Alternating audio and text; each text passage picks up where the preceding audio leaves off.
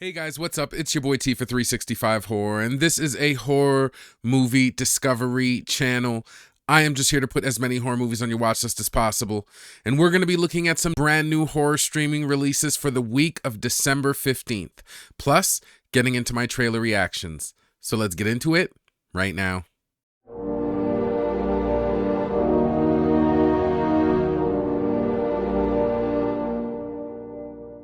Now, we are going to get into the video, but before we do, I've got to remind you guys to please like and subscribe.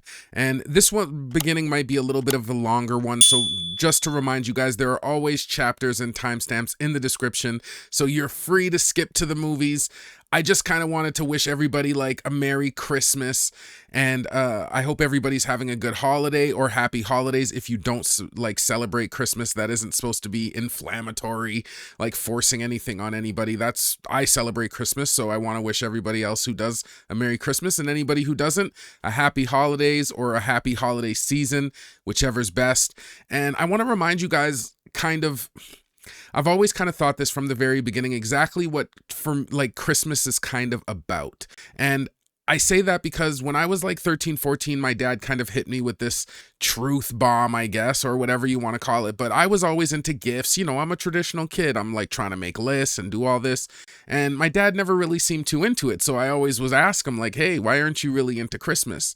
And one of his answers was basically because he felt that with the consumerism that we kind of have in society, that it was not right that there are people out there who feel bad or like want to like self-harm or any of that stuff because, you know, they don't have the money or they don't have, you know, they're not going to be able to get people things for Christmas. And he just felt that it was starting to lose a bit of its like overall meaning. And, you know, over the years, I kind of internalized that and I really thought about it. And, you know, I've grown up and had hard times myself. So when I was like a young adult, I decided to kind of go around to all of my friends and make a pact, right? Like because I was on hard times and I saw friends who were on hard times. And I said, you know what, a lot of people will say people know that they're welcome to come to the house or come for Christmas and don't have to bring anything, even if they don't have a gift. But you would be surprised at how like much that kind of weighs on people and like brings them down in a season where the amount of money you have isn't supposed to be what this is about. So from an early age, I kind of made sure to go around to like all of my friends and closest friends, and you know, I was on hard times, and anybody who was on hard times, I would make a pact. And the pact was, you don't get me anything. I don't get you anything. A handshake, a Merry Christmas. Maybe we blaze one. Maybe we have a little drink, whatever. That's good enough.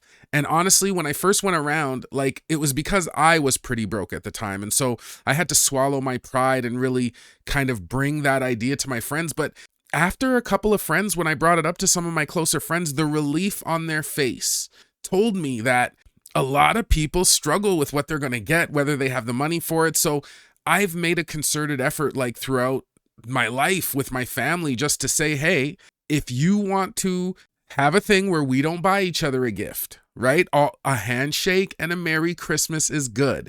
You'd be surprised at how many people actually want to take you up on that. Now, that's not me bah humbugging it or not loving Christmas. I love Christmas. I love gifts. I just don't want people to not come around because they feel like they can't bring anything or stuff, right? Like, that's not the point. Now, of course, if you have something where you're supposed to contribute to a dinner and you don't, but even if you are supposed to contribute to a dinner and you don't have the money, don't wait till the day and have it heavy on your head and not enjoy the season. Tell people early. Like, when I do things, I early, and if you say it early enough and just say, hey, you know what, man, things aren't the greatest, you kind of got to swallow a bit of pride. But if you say like today, hey man, times aren't the greatest, and unfortunately I'm just not going to be able to bring that dessert, right? You give people time to like bring it up, and most of the time people aren't going to care.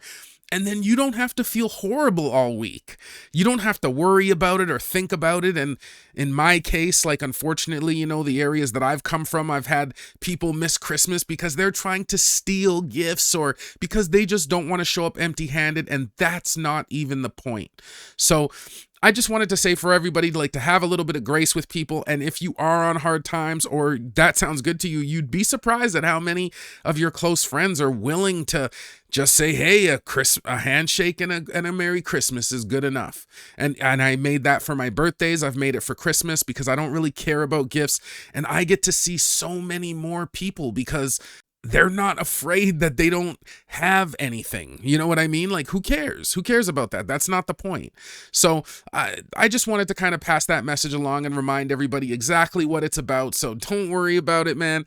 I think it's going to be a great Christmas. I hope everybody out there is going to have a great Christmas.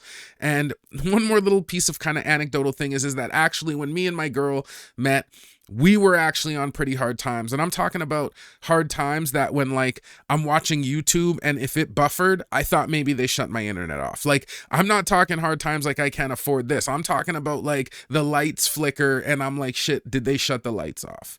Right? So when we even got together, we said, you know what? We were both in kind of a little bit of a phase where we were sick of kind of being niggerish with our money. And I'm sorry, that's not supposed to be inflammatory or anything. That's what we use. I'm an old guy. That's what we use.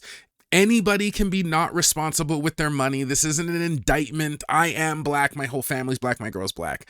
But there were times when I was making good money and then I would like, instead of saving it or trying to get to like, I would buy a bottle of Dom Perignon and try to, and I didn't even like how it tasted. I just wanted to pop Dom, right? To me, that now looking back, like, sure, I lived life. I got to experience things, but that to me was kind of niggerish. So when we got together, it was like, you know what, we're going to really focus on our finances and, you know, get somewhere and be responsible. And so that's what me and her said. We said, you know what?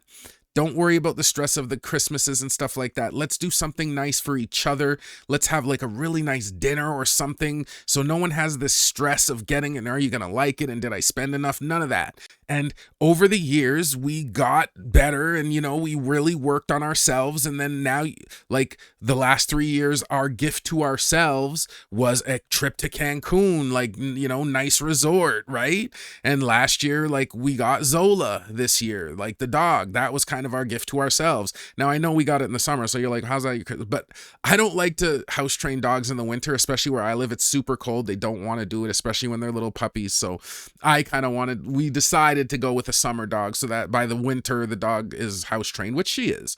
So yeah, just remember that, man. I want you, like, don't be afraid to kind of go to the people in your life, especially if things aren't the best, and just explain it and just say, hey, you know, you'd be surprised at how many people are really willing to just have you around and just have your presence and just have fun and laugh and blaze one. And yeah, man. So that to me is the real Christmas spirit. So I hope everybody kind of remembers that and takes that into the holidays. But we're just going to get right into the movies, and I only have a couple of movies for you this week because not a lot of movies came out, and I do have a couple of titles that I just didn't get to write an analysis for. I didn't get to write it, so it's just going to be very short.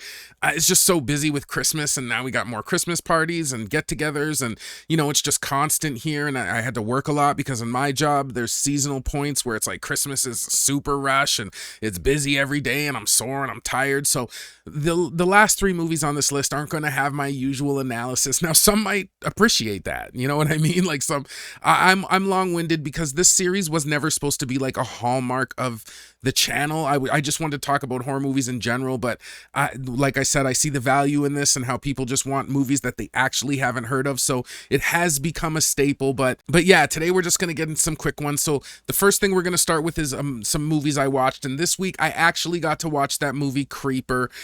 Me and my girl watched it and it was pretty good.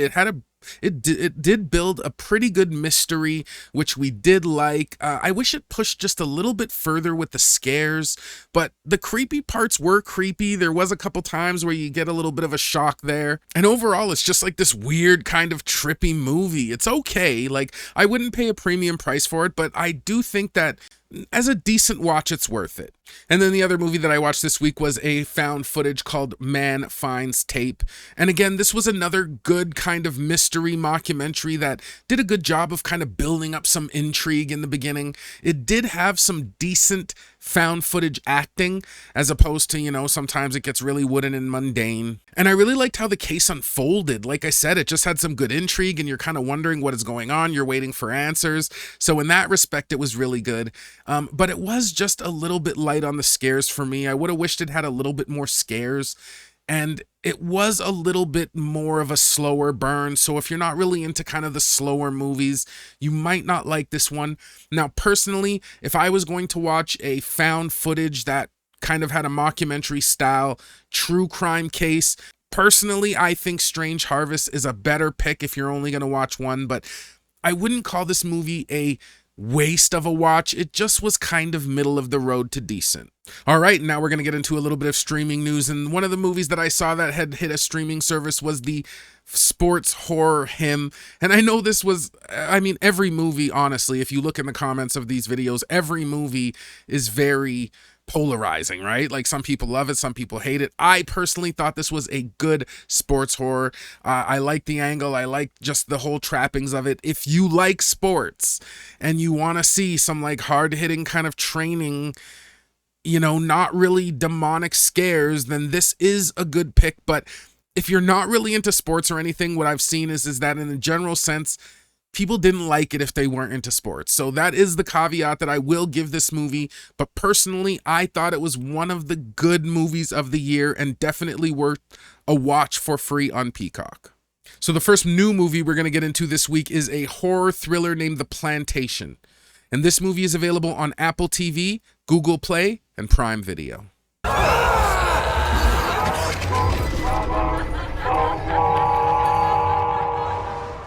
An interracial couple takes a backpacking trip deep into the remote Louisiana swamps, where they encounter sinister forces at an old plantation, hell-bent on turning the past into the present. It is directed by Miles Clohessy. Okay, so after watching the trailer for The Plantation, this one looks like a mid to decent thriller horror. Now, right off the bat, I didn't mind the premise for this one, and I think that a slavery setting gives us, again, just a good setting for some, like, nice kind of dark, brutal stuff. I do think that the movie might have some good, uncomfortable tension, and again, slaves got beat, so I hope that there's a good kind of potential for some great kind of torture punishment horror here. I also really like the Circle of Friends setup, which always works for me, and I always mention it because I just like the clashing of personalities, right? Like, and I think that with different kind of slavery elements, there might be, different characters are kind of going through different things. So we could have some good brutality through that. What did hold this movie back for me personally, though, was just a little bit of the acting felt kind of B-movie-ish. Again, it was just a little bit over the top with, how wooden some of the dialogue felt, and it did pull me out at times. So overall for me, The Plantation, it just looks kind of watchable, right? Like, it doesn't look like a great movie. It doesn't look horrible. It doesn't look like a must-see. But again, if we get an intriguing story and why this kind of time shift is happening back into slavery, we could get something kind of interesting, but nothing that really grabbed me out of the trailer. So I think this one's going to get a regular to lower spot on my watch list. I thought we were saying actual Airbnbs, guys. They're kind of like Airbnbs, but more historical. And free. So you're telling me we're staying in the same cottages that the slaves stayed in? Don't you just adore these houses? I do hope you find what you're looking for at the plantations. Hello, creeps. Oh, one of our many great reenactors here at the plantation. They're such beautiful homes. Forgetting something? So much great history. Yeah, we're just a bunch of war buddies. Which war? Civil War? Come on, boy. Sing us a song. Next movie we're going to take a look at is a horror sci-fi film by the name of The Sky's Forest. And this movie is available on Apple TV and Prime Video.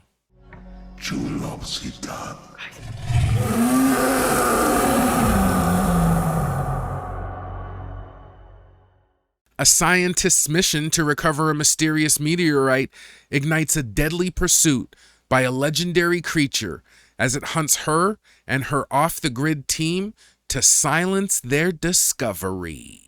It is directed by Garrett Schulte. Okay, so after watching the trailer for The Sky's Forest, this one looks like it could be a pretty decent sci-fi Bigfoot horror. Now, first off, I really liked Bigfoot's design. Like, he just looked big and menacing.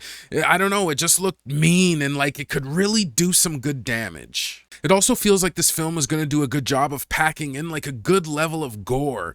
And I've got to admit, even though I didn't think the premise looked horrible, I think that potential for a bunch of gore is doing a lot of the heavy lifting of my interest of the film. Now again, when I'm watching the trailer, the acting does kind of drift a little bit off into that B-movie territory, but it wasn't ruining for me in this one because I think we're just more kind of about this frenetic Bigfoot creature, so I don't think the acting is really a linchpin for this film, right? Like, I don't think they're gonna, rely on emotions. I think it's just gonna be sheer kind of adrenaline and chaos through this Bigfoot. I also really like the premise too. Like, you have this meteorite that crashes to Earth, and it's almost like it crashes in the forest, and maybe Bigfoot finds it or anything, so it kind of mutates Bigfoot. And then it also, the people who come across the meteorite, who see it, they also start to mutate and go through some pretty gnarly, gross changes. So not only are we going to probably get like some sort of mutated, crazy Bigfoot, but also the characters will probably hopefully go through some kind of gross, gnarly things as well. So overall, do I think The Sky's Forest is going to be amazing? Probably not.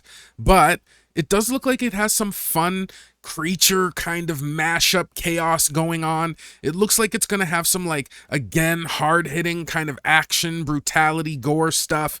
And the circle of friends, getting mutated and, just that kind of out in the middle of the forest setting could give us some okay kind of jump scares out of it. So I think this one's going to land a regular spot on my watch list. Guys, Jasmine's on her way. This is the space chick, right? Astronomer, check. Good. Yes. Get back from there. Hey! Get out of here, bear! What is this thing we found? We don't really know yet. So will this road get us there fairly close? Not really. Next movie we're going to take a look at is a fantasy horror named Suffer. And this movie is available on Prime Video.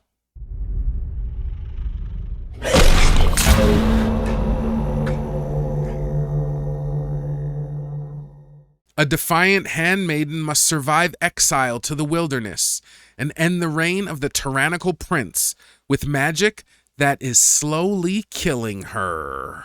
It is directed by Carrie Carlock and Nicholas Lund Ulrich. Okay, so after watching the trailer for Suffer, this one looks like a pretty interesting kind of medieval fantasy horror. Now, full disclosure, I've always been kind of a sucker for the medieval setting. Like, I really kind of played D&D when I was a kid. I like role-playing, and even I am a bit of a gamer, and the games that I prefer are games like Diablo or Path of Exile or any game where it's kind of that swords and sorcery. So that part did kind of intrigue me. And I also thought that, like, the villains and stuff, and of course, being fantasy, it's going to have a lot of kind of effects. And visually, I didn't think that the movie really looked too bad at all. The premise also has some bite. Like, I thought it was just an interesting premise about, like, this, I don't know if it's a wizard or something, puts a mask on a girl and all of a sudden she can't talk and she's silent.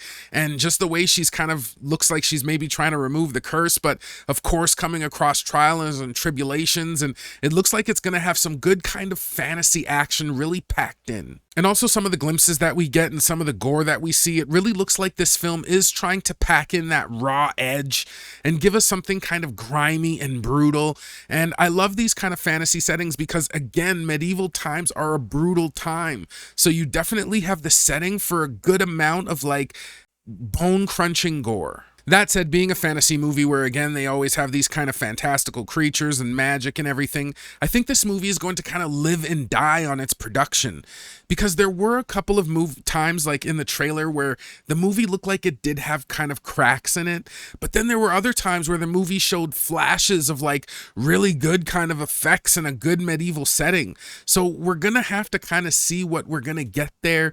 And I hope it kind of holds through with some of those more of the, like, good flashes rather than the, like, shaky cracks. Now, for me, Suffer actually looks kind of decent, but I do feel like the movie feels just a little bit risky, right? Like, if you're going to pay, like, just be aware, because if the movie comes to, like, ends up coming off cheesy or hokey, I don't think it's going to land and it's probably going to lose me. But I'm always willing to kind of give a fantasy horror a shot. So I think this one's going to get a regular spot on my watch list.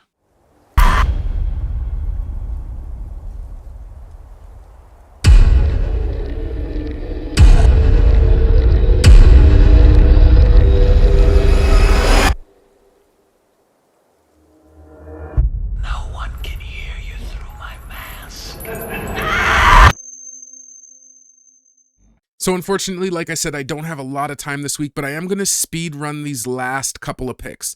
So the first pick that we're going to look at is a drama horror western named A Town Called Purgatory. And this movie is available on Apple TV, Google Play, and Prime Video. And personally, I thought that the creature looked a little bit cheesy in this one, but it did have some gory kind of instances to it. I don't know exactly how good the creature's going to land, and the premise was okay, but the story is like, you know, the western old eerie town where things happen. So I think this one's going to get a lower spot on my watch list. The next movie that we're going to look at is a horror mystery thriller named In Our Blood. And this movie is available on Apple TV and Prime Video. And this looks like another movie that's kind of somewhat mockumentary-ish, that looks like it does have a decent and intriguing kind of hook to it. It didn't look too bad, and I think it's going to get a regular spot on my watch list.